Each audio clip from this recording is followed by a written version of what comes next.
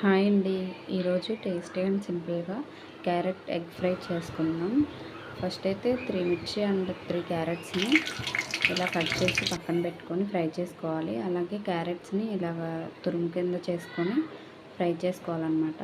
Fry చేసేటప్పుడు కొంచెం salt add చేసుకొని ఫ్రై చేస్తే బాగా ఫాస్ట్గా ఫ్రై అవుతుంది.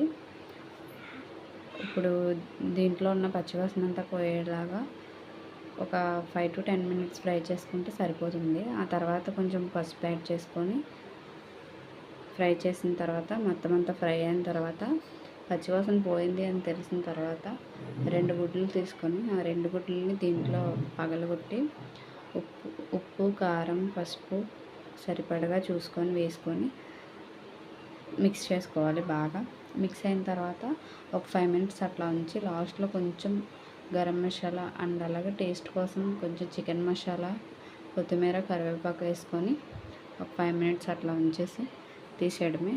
అంతే ఈ వీడియో. టాటా బాయ్. వీడియో నచ్చితే లైక్ షేర్ సబ్స్క్రైబ్ చేయండి. Thank you.